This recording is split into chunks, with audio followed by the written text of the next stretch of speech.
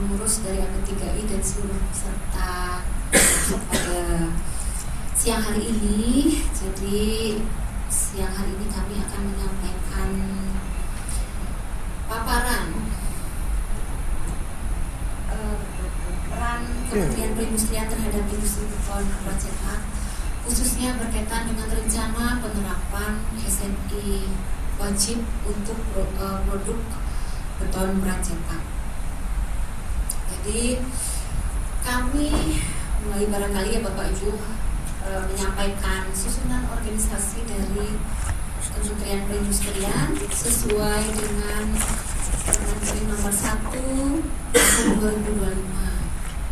Jadi Kementerian Perindustrian ini terdiri atas jadi ada Menteri Perindustrian, ada Wakil Menteri Perindustrian, kemudian dibantu oleh satu orang Sekretaris Jenderal, satu orang Inspektur Jenderal, dan ada 5 Direktorat Jenderal, 2 badan dan 4 staf ahli di Kementerian Perindustrian. Kemudian slide berikutnya kami sampaikan lingkup binaan dari Direktorat ISKP BGM. Jadi di tempat kami mengampu 32 KBLI ya Bapak Ibu, 32 KBLI sesuai dengan Permen 45 tahun 2020. Jadi industri di kami kelompokkan menjadi 3. Ada industri semen dan barang dari semen, kemudian ada industri keramik dan kaca, dan yang terakhir itu ada industri bahan galian non-logam. Dan industri dari anggota AB3 ini Bapak Ibu menjadi bagian dari industri barang dari semen dengan KBLI 23951, industri barang dari semen. Jadi industri beton pracetak ini masuk dalam KBLI 23951 sesuai dengan regulasi mengenai KBLI dan diampu oleh Direktorat ISKP BGM. Nah selanjutnya terkait perizinan berusaha kami sampaikan sekilas saja ini Bapak Ibu. Terkait dengan perizinan berusaha kita mengacu ke beberapa regulasi. Ada PP 28 tahun 2025 dan juga peraturan turunannya yaitu Permenprin 37 tahun 2025. Dan industri beton pracetak ini yang ada dalam KBLI 23951 umumnya termasuk industri besar Bapak Ibu, dan risiko dari industri ini adalah risikonya menengah tinggi, sehingga perizinan berusaha yang diperlukan untuk industri beton pracetak ini ada NIB dan satu lagi ada sertifikat standar. Ini tentunya sudah dimiliki oleh Bapak Ibu dari perusahaan industri beton pracetak. Nah kemudian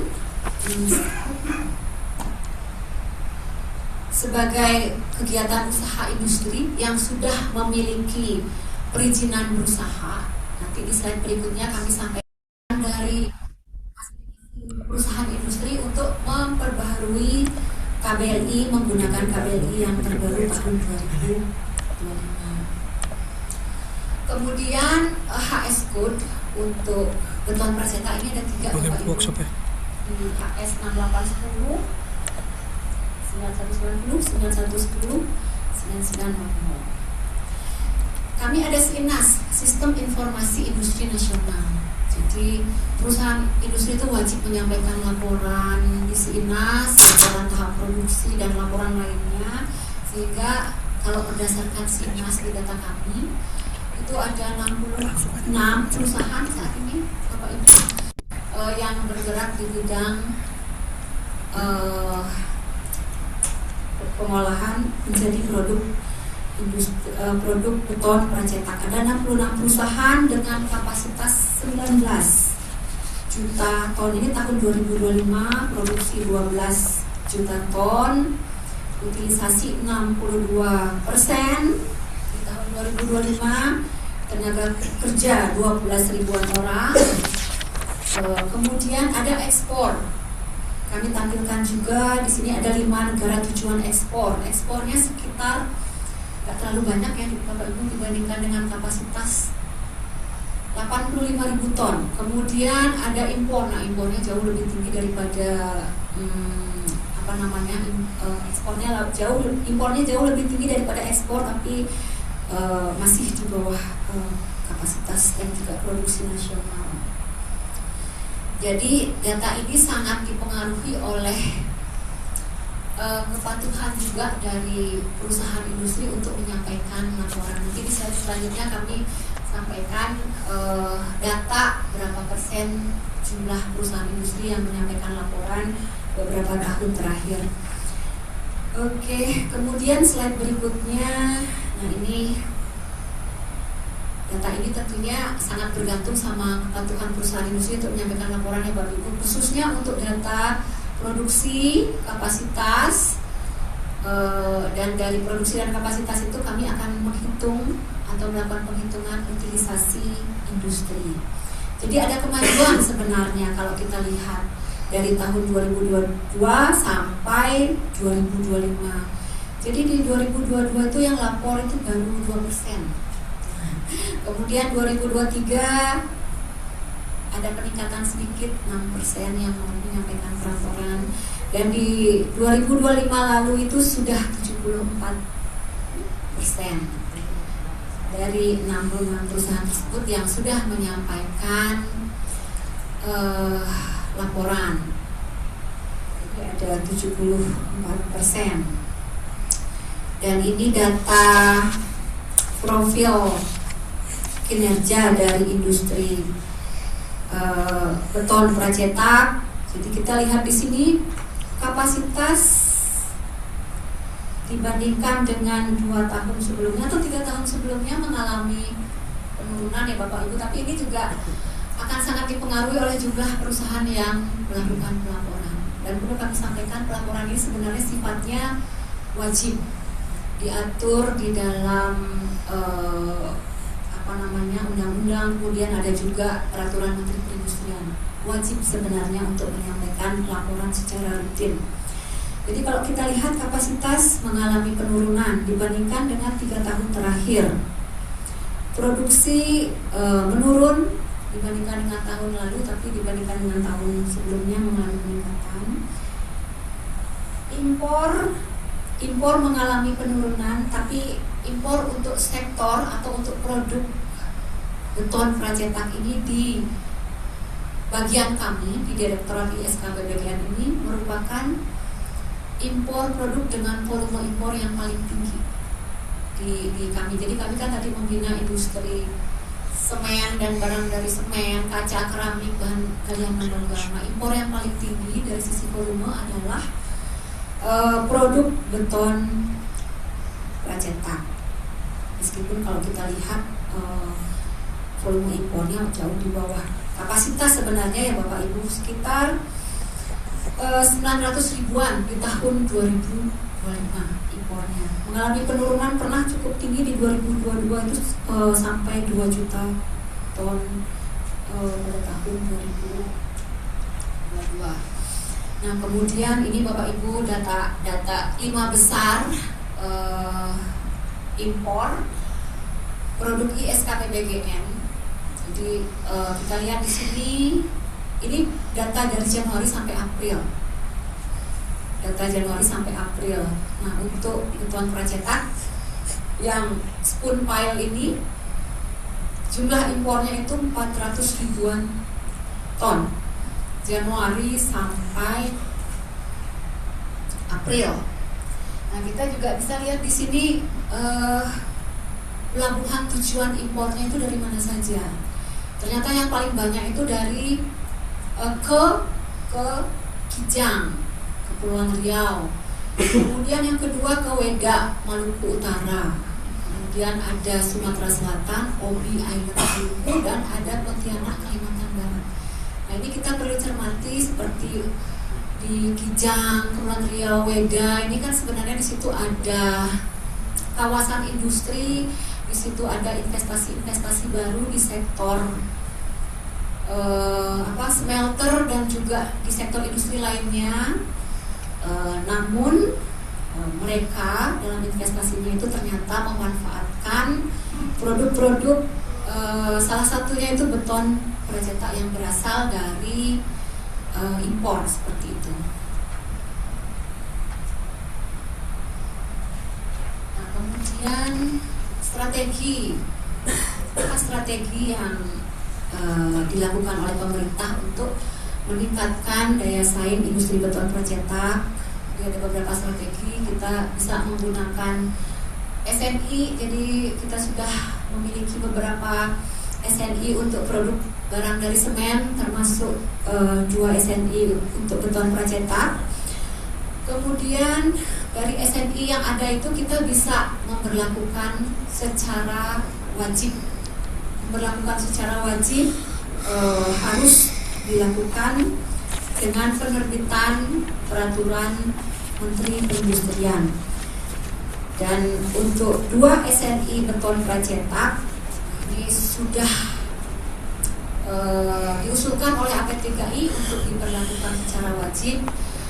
Dan dari tempat kami, dari Ditjen IKFT juga sudah menyampaikan usulan ke Kepala Badan agar diproses lebih lanjut terkait dengan penyusunan peraturan Menteri Perindustriannya. Dan sekarang posisinya ada di Kepala Badan untuk dilakukan pembahasan lebih lanjut. Kemudian strategi lainnya adalah dengan penyusunan standar industri hijau. Ini sudah ada juga standar industri hijau untuk industri beton pracetak. Dan sebagaimana diketahui, dalam standar industri hijau itu kan ada ketentuan-ketentuan terkait dengan efisiensi energi, kemudian juga terkait dengan penggunaan bahan baku alternatif, terkait dengan pemanfaatan sumber daya alam, baik itu air, kemudian pengelolaan limbah dan lain sebagainya. Dan ke depan sepertinya, sebagaimana kita ketahui, isu mengenai lingkungan, isu mengenai sustainability, keberlanjutan akan sangat diperhatikan. Termasuk kemarin juga kami pada saat melakukan rapat koordinasi dengan PU, mereka sudah mulai menginisiasi penggunaan produk-produk yang berkelanjutan. Dan salah satu mungkin nanti dasar untuk pemanfaatan produk-produk berkelanjutan ini adalah dengan memperhatikan standar industri hijau. Jadi ke depan ini ada kemungkinan. Kalau sekarang kan masih sukarela ya Bapak Ibu penerapan standar industri hijau yang ada di Kementerian Perindustrian, seluruhnya itu masih sukarela. Namun ke depan ada kemungkinan akan dilakukan secara wajib. Kemudian strategi lainnya adalah melalui P3BN, kemudian juga link and match antara industri beton pracetak dengan sektor terkait, dan juga termasuk pendampingan untuk transformasi industri 4.0. Jadi saat ini sudah ada satu produsen beton pracetak yang sudah menyampaikan self assessment dan sudah kita verifikasi. Jadi mungkin ke depan kami berharap ada lagi yang lain Ibu dari industri beton pracetak yang telah melakukan self assessment dan selanjutnya bisa kita verifikasi hasilnya, dan mungkin nanti bila diperlukan ada pendampingan untuk mendapatkan ini award atau mendapatkan National Lighthouse. Kemudian kita lanjut ke SNI Bapak Ibu, SNI. Nah ini dasar hukum untuk SNI ini ada beberapa, ada mulai dari Undang-Undangnya nomor 3 tahun 2014 tentang perindustrian, di mana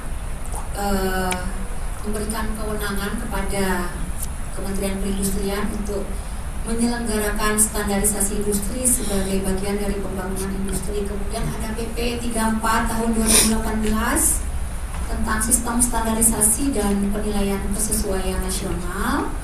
Kemudian ada PP 28 tahun 2021 tentang penyelenggaraan bidang perindustrian, dan yang terakhir itu ada Peraturan Menteri Perindustrian nomor 45 tahun 2022 tentang standarisasi industri. Nah, kemudian di slide berikutnya, kalau di Kementerian Perindustrian itu wujud dari standarisasi industri itu ada 3 ya Bapak Ibu. Ini diatur di dalam Permen Perin 45. Ada 3, ada berupa SNI, di mana SNI ini ditetapkan oleh BSN. Kemudian ada juga ST Bapak Ibu. Ada spesifikasi teknis. Jadi kalau ST ini biasanya kita mengambil sebagian parameter SNI atau mengambil sebagian dari standar internasional, kemudian selanjutnya ditetapkan oleh Menteri Perindustrian. Kalau kita menyusun SNI kan prosesnya agak panjang ya Bapak Ibu, mulai dari usulan, kemudian ada rapat teknis, rapat konsensus, kemudian ada jajak pendapat sampai ditetapkan oleh BSN.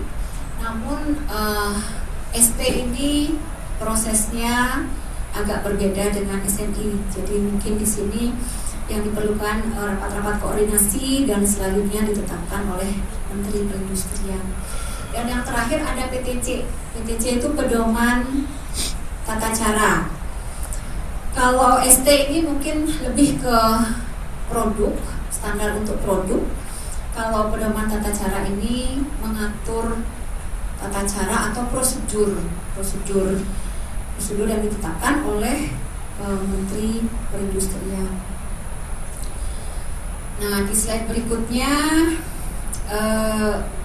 perumusan SNI sendiri bisa dilakukan melalui 3 cara Bapak Ibu. Jadi bisa adopsi identik dari standar internasional. Jadi kita langsung mengambil standar internasional sebagai acuan untuk menyusun SNI. Misalnya kita mengacu ke ISO, ke ASTM dan lain sebagainya.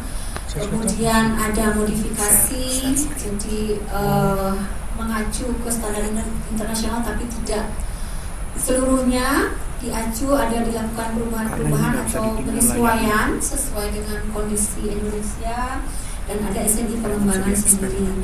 Nah, untuk SNI Beton Prajeka ini sudah ditetapkan ya Bapak Ibu, sudah ada 2 jenis SNI yang penyusunannya dilakukan melalui pengembangan sendiri. Tadi saya dapat informasi juga bahwa ada mengacu juga persis, tapi saya lihat di dalam SNI-nya itu dilakukan melalui pengembangan sendiri yang dilakukan oleh Kontek 9106 yang ada di Kementerian PU. Nah, kemudian slide berikutnya terkait dengan penerapan SNI. Jadi setelah dokumen SNI itu ada, nah itu biasanya penerapannya sukarela ya Bapak Ibu. Penerapannya pada prinsipnya penerapan SNI itu sukarela. Jadi artinya perusahaan industri boleh menerapkan SNI, boleh juga tidak. Jadi tergantung kebutuhan. Jadi sekarang pun sebenarnya bisa juga perusahaan industri misalnya mengajukan permohonan SNI, itu bisa saja karena sifatnya sukarela, tapi bisa juga tidak mengajukan permohonan SNI.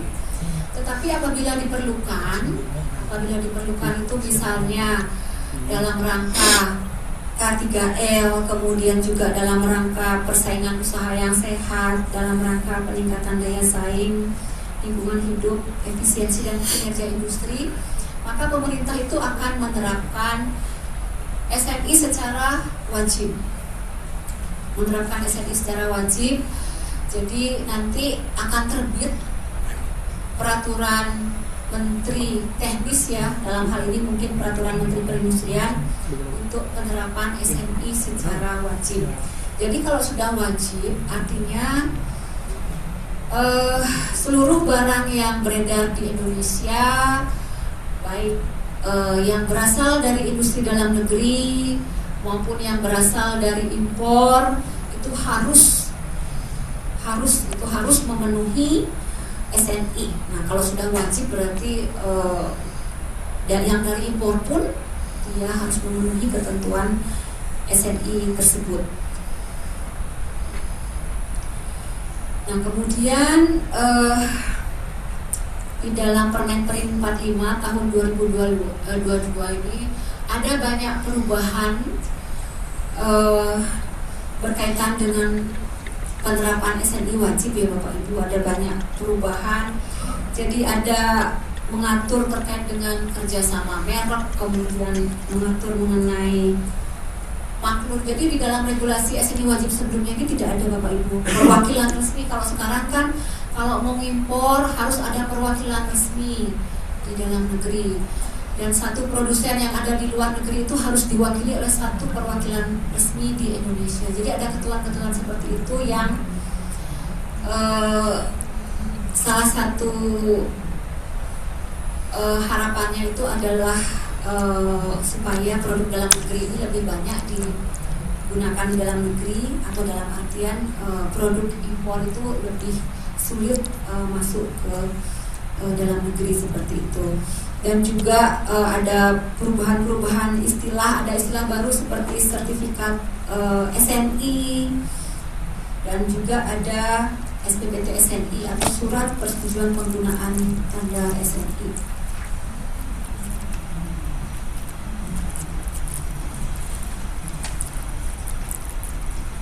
Nah, kemudian, ini penyusunan SNI sudah kita lakukan sebenarnya Bapak Ibu ya. Jadi untuk penyusunan SNI mulai dari usulan. Jadi usulan itu bisa dari asosiasi, bisa dari industri, kemudian stakeholder yang terkait juga di situ ada direktorat teknis. Misalnya kalau terkait dengan produk beton Prajeka ini ada Ditjen SKPBDN dan juga ada P4SI. Jadi pertama harus mengusulkan dulu, kemudian setelah diusulkan akan ditetapkan oleh BSN, untuk dirumuskan penyusunan SNI tersebut. Nah, dalam penyusunan SNI tersebut dilakukan melalui rapat-rapat teknis, kemudian rapat-rapat konsensus, dan terakhir itu ada jajak pendapat, dan setelah itu baru dilakukan penetapan oleh BSN. Nah, kemudian ini yang tadi kami sampaikan bahwa pada dasarnya penerapan standar itu sifatnya sukarela. Jadi kalau misalnya penerapan SNI ini perlu ada penandaan, sedangkan kalau PTC untuk sukarela tidak perlu ada penandaan di produk. Nah, kalau sudah diberlakukan secara wajib, nah ini ada penandaan tanda SNI maupun tanda kesesuaian yang diatur oleh Permenperin mengenai pemberlakuan SNI bidang industri secara wajib. Kemudian dua aspek regulasi dalam penerapan SNI secara wajib. Jadi ketika ingin menerapkan SNI wajib itu akan ada dua output ya Bapak Ibu. Yang pertama itu ada peraturan Menteri Perindustrian mengenai penerapan SNI wajib itu sendiri. Kemudian yang kedua ada keputusan Menteri Perindustrian tentang penunjukan lembaga kesesuaian. Jadi penunjukan LS Pro dan penunjukan lab uji. LS Pro ini nanti yang akan melakukan sertifikasi terhadap penilaian kesesuaian, dan lab uji ini akan melakukan pengujian terhadap produk-produk yang dihasilkan oleh perusahaan industri. Kemudian apa saja yang akan diatur di dalam Permenperin penerapan SNI wajib. Jadi di situ akan mengatur ruang lingkup produk yang akan diterapkan SNI wajib. Ruang lingkupnya termasuk juga kode HS, karena nanti di dalam pelaksanaan dari penerapan SNI wajib ini juga akan mengatur produk-produk yang berasal dari impor, sehingga akan dicantumkan kode HS dari barang tersebut. Kemudian hal lain yang diatur adalah penilaian kesesuaian. Jadi akan mengatur tipe sertifikasi. Tipe sertifikasi itu ada beberapa, Bapak Ibu, ada tipe 1, tipe 2, tipe 3, 4, kemudian ada juga tipe 5. Namun umumnya yang digunakan saat ini di Kementerian Perindustrian itu ada tipe 1. Tipe 1 ini biasanya digunakan untuk kegiatan-kegiatan usaha yang proses produksinya itu bersifat batch ya Bapak Ibu. Bersifat batch, jadi tidak continue. Kalau tipe 1 itu tidak ada persyaratan untuk harus memenuhi sistem manajemen mutu. Beda dengan tipe 5. Kalau tipe 5 itu biasanya dilakukan oleh perusahaan-perusahaan industri yang proses produksinya itu bersifat continuous. Jadi di sana ada persyaratan seperti menerapkan sistem manajemen mutu, kemudian juga nanti ada uji dan lain sebagainya. Kalau di tipe 1 itu biasanya dilakukan pengujian saja, jadi tidak ada audit sistem manajemen mutu.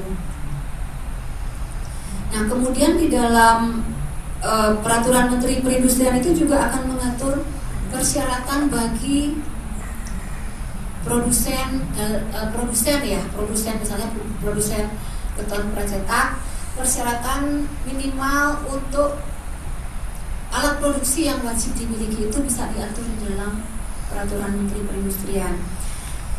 Fasilitas produksi kemudian juga bisa mengatur alat uji yang minimal yang harus dimiliki oleh perusahaan industri, termasuk juga persyaratan LS Pro, lab uji, tata cara sertifikasi, dan persetujuan penggunaan tanda SNI. Nah, kemudian berkaitan dengan penilaian kesesuaian, berbeda dengan penerapan SNI wajib sebelum terbit Permen Per 45. Kalau dulu outputnya itu hanya satu, hanya SPPT SNI saja, dan kepanjangannya juga berbeda dengan SPPT SNI yang sekarang ya Bapak Ibu. Tapi kalau saat ini penilaian kesesuaiannya itu ada 2 tahap. Jadi yang tahap pertama itu akan terbit sertifikat SNI terlebih dahulu, atau sertifikat kesesuaian untuk ST. Jadi sertifikat SNI atau sertifikat kesesuaian ini diterbitkan oleh, ini dua-duanya diterbitkan oleh Kementerian Perindustrian Bapak Ibu. Baik sertifikat SNI maupun penerbitan SPPT SNI, dua-duanya diterbitkan oleh Kementerian Perindustrian. Nah, kalau untuk penerbitan sertifikat yang bisa mengajukan permohonan itu hanya industri saja, baik industri di dalam negeri maupun industri di luar negeri. Tetapi kalau untuk SPPT SNI, SPPT itu surat persetujuan penggunaan tanda. Jadi ketika sudah terbit sertifikat SNI, pelaku usaha ini tidak serta-merta bisa mencantumkan tanda SNI di dalam kemasan atau dalam produk. Jadi harus mendapatkan SPPT SNI terlebih dahulu, dan ini dua-duanya diterbitkan oleh Kementerian Perindustrian. Nah, kalau untuk penerbitan SPPT SNI ini, pemohon tidak hanya dari perusahaan industri dalam negeri atau di luar negeri, tetapi bisa juga pemohon itu adalah pemegang lisensi dan juga bisa pemilik merek. Beda sama penerbitan sertifikat SNI. Nah, kemudian berikut proses sertifikasi SNI. Jadi tadi kami sampaikan ini diterbitkan oleh Kementerian Perindustrian dari BSKJI Bapak Ibu. Jadi Badan Standarisasi Kebijakan Jasa Industri. Untuk sertifikat SNI dan sertifikat kesesuaian ini berlaku selama 5 tahun. Prosesnya semuanya dilakukan secara online melalui SINAS. Jadi yang mengajukan itu adalah perusahaan industri dan baik di dalam negeri maupun di luar negeri, diajukan melalui SINAS, ditujukan kepada kepala badan. Nanti akan ada verifikasi. Dan di sini juga di dalam proses sertifikasi SNI ini ada peranan juga dari LS Pro, Lembaga Sertifikasi Produk, yang nanti akan melakukan penilaian kesesuaian dan juga melakukan uji terhadap produk yang dihasilkan oleh perusahaan industri. Akan ada peranan dari LS Pro, dan LS Pro ini akan menyampaikan laporannya kepada Kepala BSKJI.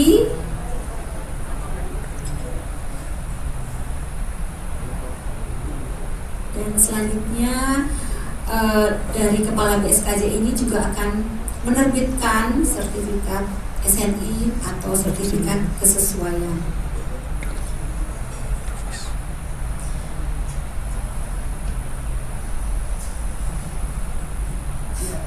Selamat siang, Prof.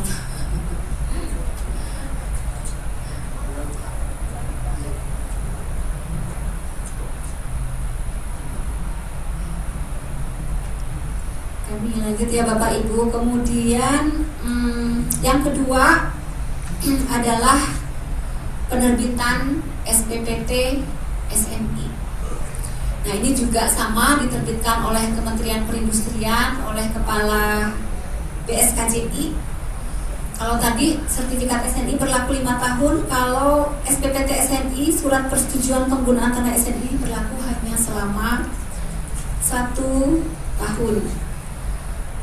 Prosedurnya hampir sama Bapak Ibu, semuanya dilakukan secara online melalui SINAS, diajukan oleh perusahaan industri maupun pemegang merek, pemegang lisensi, ditujukan kepada badan, kepala badan, akan dilakukan evaluasi dan juga verifikasi, dan nanti akan terbit SPPT SNI. Nah, setelah terbit SPPT SNI ini baru kemudian perusahaan industri bisa menggunakan tanda SNI.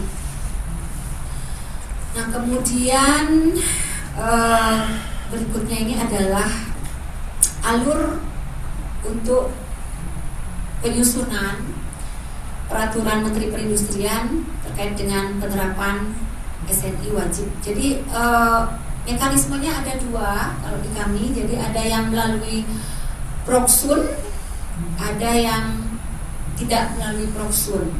Kalau melalui Proksun ini nanti sebelum dilakukan pembahasan peraturan menteri, ada penetapan dulu oleh Menteri Perindustrian.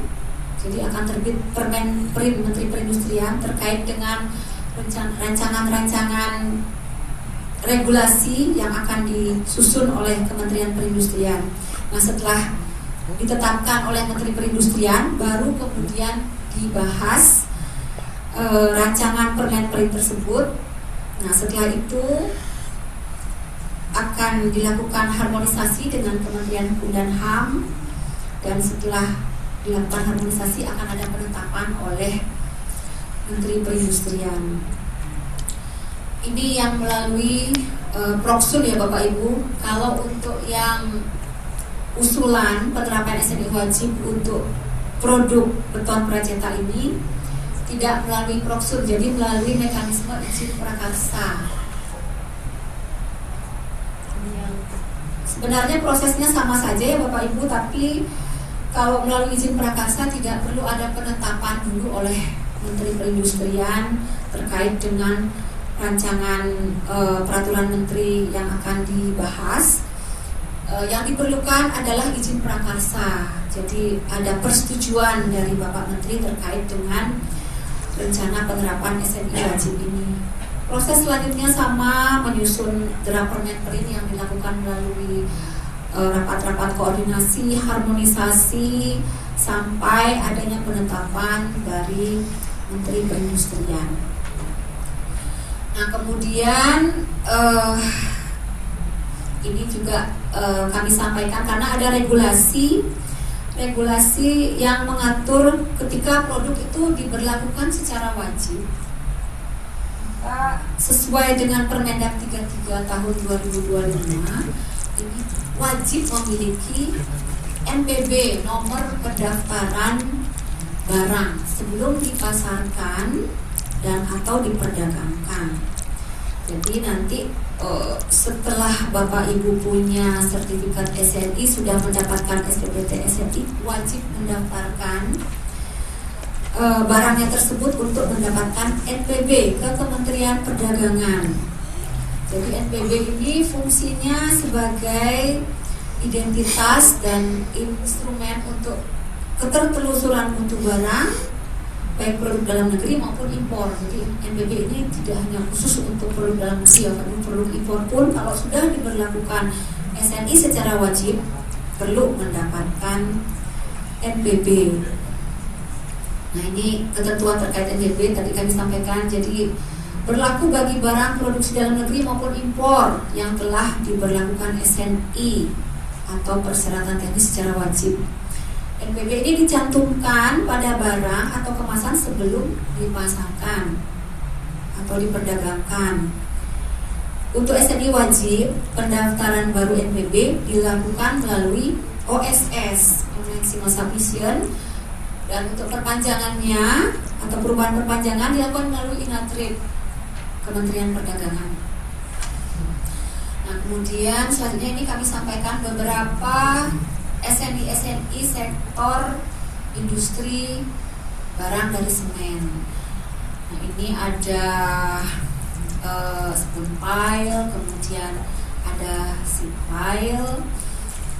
Barang dari semen lain yang kami juga usulkan untuk diterapkan secara wajib itu ada mortar, ada mortar siap pakai untuk perekat ubin keramik dan batu alam, kemudian mortar siap pakai, perekat lapis tipis untuk beton aerasi oplat. Ini juga kami usulkan untuk diterapkan secara wajib dan sama prosesnya dengan yang beton pracetak. Posisinya sudah di Kepala BSKJI untuk diproses lebih lanjut. Kami juga mengusulkan penerapan SNI wajib untuk beton aerasi autoclave. Dan SNI yang lain ini spesifikasi bahan gipsum, ada gentian beton juga, tapi belum ada rencana untuk dilakukan penerapan secara wajib. Nah, kemudian nah ini mungkin Bapak Ibu perlu mengetahui terkait dengan progres usulan penerapan SNI wajib beton pracetak. Jadi mungkin rapat-rapat pembahasannya itu sudah mulai dilakukan dari pertengahan tahun lalu. Kita melakukan rapat koordinasi, kemudian diseminasi dengan mengundang stakeholder terkait, termasuk juga lab ujinya, calon LS Pro, termasuk juga dengan AP3I dan juga produsen beton pracetak. Kemudian surat dari Bapak Dirjen IKFT kepada BSKJI itu sudah dari 28 November 2025 Bapak Ibu. Dan ini tentunya juga ada dukungan dari AP3I ya. Jadi pada 7 Oktober 2025 Ketua AP3I menyampaikan surat kepada Bapak Dirjen untuk memperlakukan SNI beton pracetak ini secara wajib. Jadi ini sudah sejak tahun lalu sebenarnya. Sebenarnya prosesnya ini ada di BSKJI, tapi di sana itu memang karena semua produk yang diusulkan untuk dilakukan revisi SNI, kemudian SNI wajib, semuanya dilaksanakan oleh BSKJI, sehingga ada daftar antrian barangkali mana produk yang perlu didahulukan untuk dibahas penerapan SNI wajibnya. Dan barangkali juga tadi informasi terkait dengan bahwa impor untuk produk beton pracetak ini, kalau kita lihat data sebenarnya termasuk cukup tinggi ya. Kalau dari sisi kapasitas mungkin nggak terlalu tinggi, tapi di bagian kami volume impornya itu tertinggi. Volume impornya tertinggi kalau di Direktorat ISK BPGN. Meskipun di tahun 2025 itu volume impornya kalau kita lihat tadi mungkin Oke.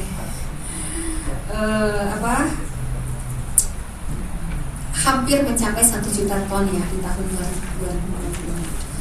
Kemudian yang terakhir Bapak Ibu, nah ini saya sampaikan regulasi terupdate mengenai P3DN, mengenai TKDN ya, terbit tahun 2025 sesuai dengan Permenprin 35. Jadi ini barangkali perlu dipelajari juga oleh Bapak Ibu karena di situ ada pembaharuan tata cara untuk menghitung komponen dalam negeri. Jauh berbeda dengan regulasi sebelumnya. Dan komponen utama dari setiap produk ini diatur lebih lanjut, khususnya untuk produk IKFT diatur melalui Perdirjen IKFT nomor 8 tahun 2026 yang merupakan hasil revisi dari Perdirjen IKFT nomor 3 tahun 2025. Nah ini yang terakhir Bapak Ibu, cuman data aja Bapak Ibu. TKDN untuk semen dan barang dari semen rata-rata TKDN-nya cukup tinggi karena bahan bakunya berasal dari dalam negeri sebagian besar ya. Untuk beton projeka ini berada dalam kisaran 43 sampai 98% oleh TKDN-nya. Ya mungkin demikian Bapak Ibu yang dapat kami sampaikan. Terima kasih atas perhatian Bapak Ibu. Nanti mungkin dilanjutkan dengan sesi tanya jawab. Siapa ya? Kita beri plus dulu buat